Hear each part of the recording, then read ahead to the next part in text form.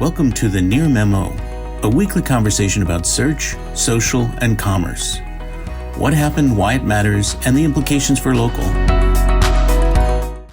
And one of the things that has maybe put Yelp in a difficult position, yes, is the Google local results, the local pack, and the way in which Google has dominated the page one of local search results for the last whole bunch of years, right? And organic links have been pushed down the page, and so on and so forth. But that's not what we're going to talk about. I wanted to talk about how I feel that the Google local pack and map pack has sort of run its course. That the display of results is really no longer that functional or useful for consumers. If you're looking for directions, if you're looking for phone numbers or contact information, sure. But if you're trying to do a category search and make a decision about a home services provider, it doesn't really help you all that much. And I think Google has other tools at its disposal to give consumers a better experience. And this gets into the question of what is Google doing? Is Google simply handing people off to businesses and then you have the lead Furno conversational interaction? Or is Google actually trying to help you make a decision?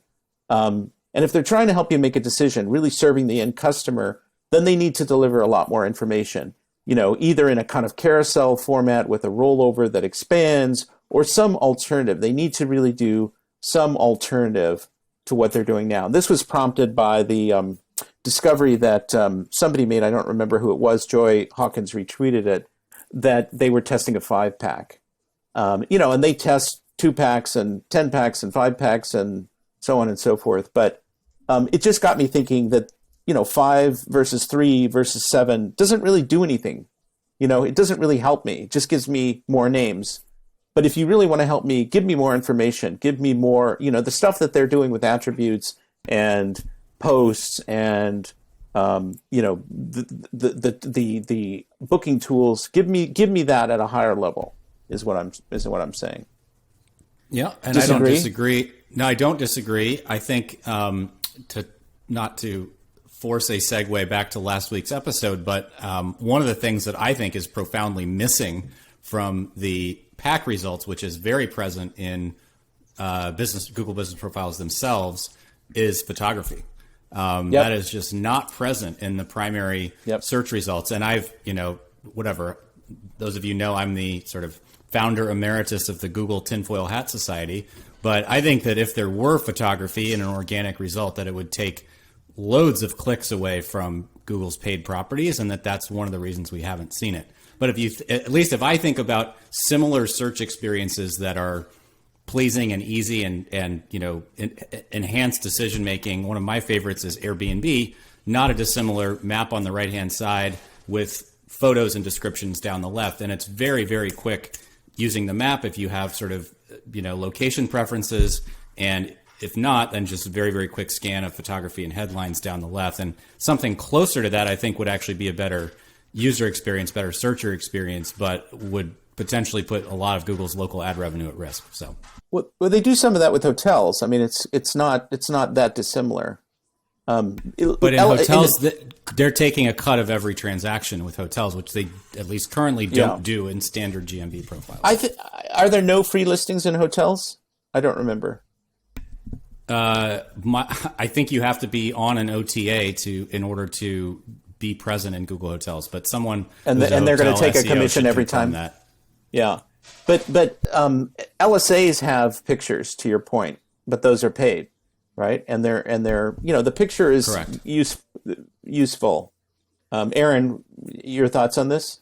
Yeah, I mean, to me, when I look at it from a macro level, for the last decade, the local pack has been about reduction, number of results that are in it, the number of things that you can do from it. Right, we see constant testing all the time, reducing CTAs down to even just a phone call. You have to click into a result to get the website and things like that. So at some point, you've just reduced it down so far, and it does seem really prime for, all right, let's completely go back to the drawing board, because the way we interact with the web, the options that are available, all of the other things that they have, tested at length, especially the ones like you're citing where Google actually has skin in the game to want that interaction engagement more than a click on anything ad-based. They understand these things more and the type of content that really drives it. So it does seem silly at this point with all that's on the table and how like little this has moved in certain directions, not to try something completely different, try a revamp and just put more effort and experience into it than what they have done. To your point, Greg, I mean, the visual hasn't meaningfully changed since 2008 or whenever they introduced the 10-pack, right? It's a map and essentially a business name with a link on it. And if you think about how much more rich information Google has about businesses in just about every category than they did when they started in 2008, it was a feed from Info USA or whatever. The interface has not caught up with the richness and depth of the information available to Google. So, I mean, the interesting question is, do they have an incentive to do this kind of radical redesign because they're unchallenged?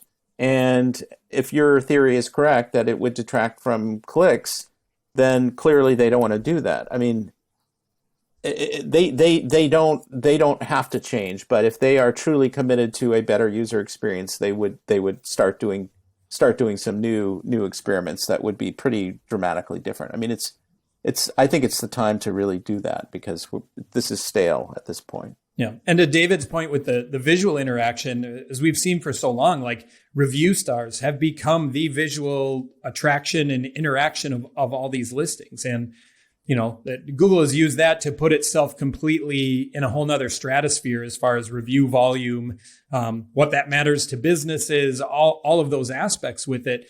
But at the same time, there's just so much more for that a consumer wants to consider and should understand and might be looking for besides just reputation. But yet that really is the number one visual force in the map pack.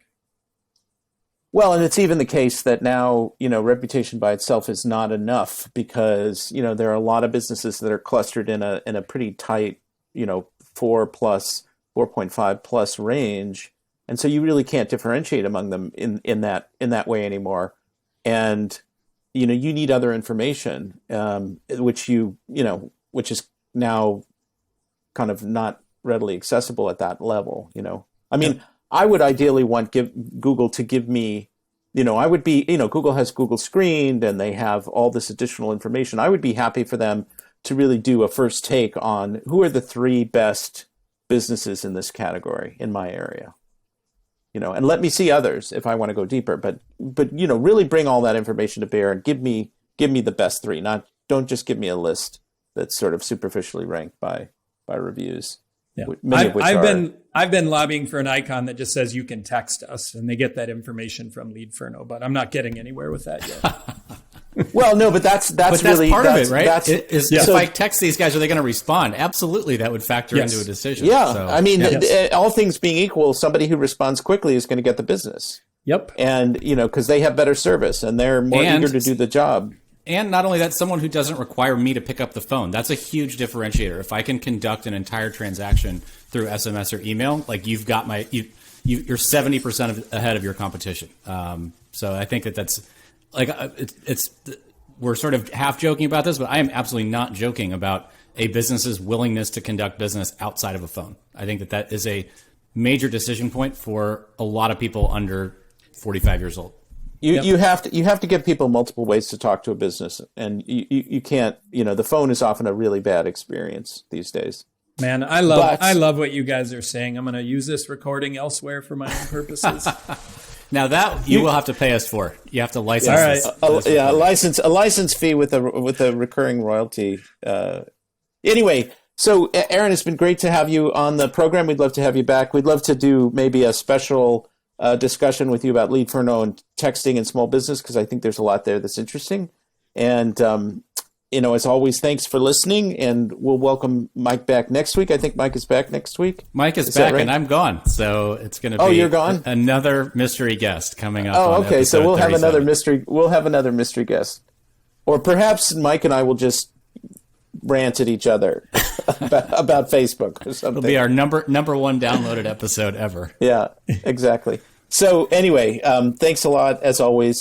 Subscribe to our newsletter. Give us feedback. We'd love to hear from you. Thanks for joining David, Mike, and Greg. To stay on top of the latest developments in local, subscribe to our newsletter at nearmedia.co. We'll see you next week.